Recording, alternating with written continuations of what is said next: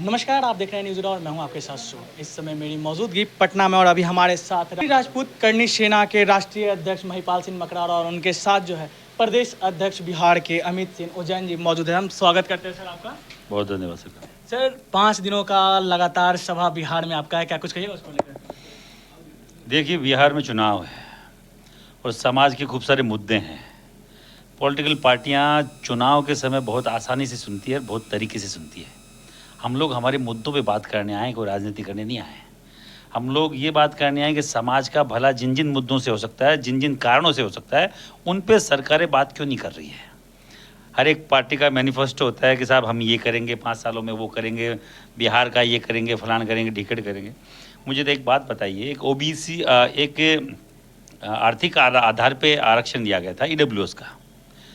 अगर केंद्र में सरलीकरण होता है तो केवल राजपूत नहीं, केवल पंडित नहीं, ब्राह्मण नहीं, ईसाई, मुस्लिम और बिहार का भूमिहार केंद्र तक कहीं ना कहीं इस ईडब्ल्यूएस की जद में आता है, 10% आरक्षण का हकदार होता है।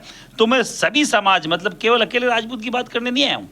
हम लोग ईडब्ल्यूएस की जद में आने वाले सभी 16-17 वर्ग हैं जो ईडब्ल्यूएस की जद में आते हैं, मैं उनके सरलीकरण की बात करने आऊँ। पहले तो केंद्र में सरलीकरण हो और दूसरा राजस्थान के तर्ज पर बिहार में सरलीकरण हो, तो आम आर्थिक पिछड़ा जो है वो इसका फायदा उठा सके। यहाँ पे सर्टिफिकेट नहीं बन रहा है, न कोई यहाँ 0% नौकरी है ईडब्ल्यूएस के आरक्षण से। तो आप बताइए वो झुंझुना क्यों पकड़ाया हमें केंद्र सरकार ने, जब यहाँ पे सरलीकरण नहीं है, जब डबल इंजन की सरकार है, यहाँ भी आप वहाँ भी आप, तो क्यों नहीं कर रहे? दाल में काला है, आपके दिमाग में काला है, तो हम वो दाल में दिमाग में जो जो काला है उसको सही करने आए हैं भैया। हम सही करने आए। एमपी चुनाव में जो नाटक हुआ था, पुरुषोत्तम रूपाला नाम के एक छिचोरे ने हमारे समाज की महिलाओं के खिलाफ गलत बोला। हम बोलते हैं मोदी जी का लंगोटिया मित्र है, तो मैं आपके चैनल के माध्यम से बोलना चाह रहा हूँ, ऐसे अगर तुम्हारे लंगोटिया मित्र हैं तो ऐसे लंगोटिया मित्रों को और ऐसी मित्र मंडली को हम ढंग से समझाने हैं कि जो एमपी चुनाव में किया वो एमएलए चुनाव में नहीं हो। हम तो बोले नहीं हरियाणा चुनाव में भी, हम बोले नहीं महाराष्ट्र के चुनाव में भी, हम बोले नहीं दिल्ली के चुनाव में भी, क्योंकि हम पॉलिटिकल लोग नहीं हैं। पर बिहार बड़ा क्षेत्र है, जब अभी 3 स्टेट में चुनाव हारने वाले थे वहां ये जीते, क्यों? क्योंकि राजपूत नहीं बोला। अब की बार राजपूत बोल रहा है यहाँ पर, क्यों? राजपूतों की संख्या ज़्यादा है और हमें कहीं आप लोग 2%, 2.5% बता रहे हो, तो वो 2, 2.5 है, 5 है, 10 है, वो परसेंटेज हम बताने आए। ईडब्ल्यूएस पे केंद्र में सरलीकरण हो, स्टेट लेवल पे राजस्थान की तर्ज पे सरलीकरण हो, और बाकायदा जो आपका पंचायती राज चुनाव है उनमें बाकायदा इसमें ईडब्ल्यूएस में जोड़ा जाए, ईडब्ल्यूएस में उसको आरक्षण मिले। हम लोग पंचायती राज में भी ईडब्ल्यूएस के तौर पे पंच, सरपंच, प्रधान का चुनाव लड़ सके। फिर मतलब क्या है चुनाव आरक्षण का? जब पंचायती राज में हमें ईडब्ल्यूएस में कोई आरक्षण नहीं है तो ईडब्ल्यूएस का झुंझुना क्यों है? सर एक चीज़ और बिहार में देखा जाता है, बिहार से कोई भी राजपूत मंत्री हो या फिर विधायक हो जो केंद्र में नहीं है, क्या कुछ कहिएगा उसको लेकर? देखिए, आपके इस राजपूत समाज के नेताओं को कमजोर किया जा रहा है। पहले कई साल तक आनंद मोहन सिंह को अंदर डाल के रखा गया। आनंद मोहन सिंह छूट के आए, बड़े सारे लोगों ने बड़े सवाल किए, कैसे छूट सकते हैं, आजीवन कारावास था, फलान था, ढीकर था। पता उनके साथ और भी कई छूटे थे, उन पर किसी ने सवाल किया क्या? किसी ने सवाल नहीं किया। आनंद मोहन सिंह से दिक्कत है। वैसे ही प्रभुनाथ सिंह को उठा के जेल में डाल दिया गया, और वो इसी तरीके के षड्यंत्र के तहत, जैसे आनंद मोहन सिंह जी के लिए अलग अलग रूल बनाए गए कि नहीं कोई भी प्रशासनिक अधिकारी को मारेंगे तो उसको आजीवन कभी बाहर ही नहीं आने देंगे, 14 साल की जेल होती नहीं है, पूरे जीवन भर जेल होती है, ये तो बात करी गई। फिर इसी सरकार ने वापस वो रूल बदला भी, क्योंकि जब ताकत चाहिए थी, जब कोई ना कोई उनको फायदा चाहिए था राजपूत समाज से, तो बदल दिया गया, रूल बदल गए वापस से। वही सरकार थी, वही लोग थे जो बनाने वाले थे, उन्होंने बिगाड़ दिया। प्रभुनाथ सिंह जी के मामले में भी वही मामला है।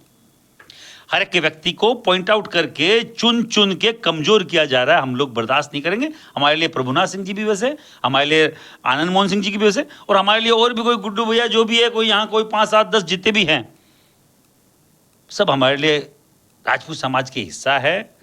अगर उनको कोई प्रताड़ित करेगा, कमजोर करने की कोशिश करेगा, करने से ना उसी का नाम है। हम लोग प्रशासनिक तौर पे, राजनीतिक तौर पे, सामाजिक तौर पे, आर्थिक हर तौर पे राजपूत समाज के हर एक उस वर्ग के साथ खड़े हैं, हर उस व्यक्ति के साथ खड़े जो समाज से जुड़ा हुआ है। सर लगातार यही देखा जाता है कि राजपूत को ही तोड़ने की प्रयास की जाती है, उसको लेके क्या कुछ कहिएगा? लड़ेगा केवल राजपूत ना, और तो कोई चुपचाप सहन कर लेते हैं।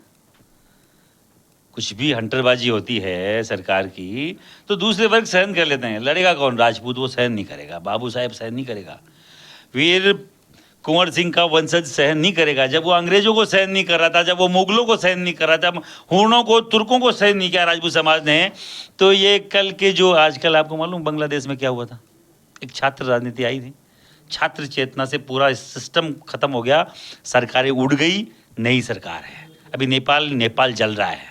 आपका बहुत बहुत एडजॉइनिंग है, बिहार से तो अड़ा हुआ है, समझ रहे हैं? तो भारत में इस तरीके का कोई नया युवाओं का कोई बिगुल नहीं बज जाए, बिगुल नहीं फूका जाए, तुम जो पुरानी जीते ही खापट है ये साफ नहीं हो जाए, अपने अपने ढंग से काम करना चालू नहीं हो जाए। नहीं तो हम लोग अगर इस तरीके पे आए तो पता ही नहीं क्या बदलाव होगा। जब नेपाल में बदलाव हो सकता है तो बिहार में भी हो सकता है और दिल्ली में भी हो सकता है। सर एक और आपकी अहम सवाल ये रहेगी सर कि आप हमेशा लगातार पटना एयरपोर्ट को वीर कुंवर सिंह के नाम से कहने के लिए कह रहे हैं, लेकिन अभी तक नहीं हो पाया, उसको लेकर क्या सोचते हैं? बिहार की पहचान मुझे बता दो, वीर कुंवर सिंह के अलावा कोई है तो हम वो नाम रख देंगे। पहचान समझ रहे हैं? बिहार, बिहारी, एक बिहारी सब पे भारी, पूरा देश में बोला जाता है, ताकत के दम पे ही तो बोला जाता होगा। मेन पावर सबसे बड़ा बिहार का है, और मेन पावर के साथ अंग्रेजों को 2-2, 3-3 बार छक्के छुड़ाने वाला सबसे बड़ा योद्धा, वॉरियर, हराने वाला वीर कुंवर सिंह बिहार का है। तो बिहार की एंट्री जहां से होती है वो एयरपोर्ट है, और एयरपोर्ट का नाम अगर बाबू वीर कुंवर सिंह के नाम पे नहीं हो तो आप मुझे बता दीजिए किसके नाम पे होना चाहिए। ऐसा कौन सा महारथी यहाँ का पैदा हुआ है? इसलिए हमारी डिमांड रही है। अभी हमारे राजपूत करनी सेना के प्रदेश अध्यक्ष अमित जी हैं सर, 5 दिनों का लगातार सभा है, क्या कुछ कहिए उसको लेकर?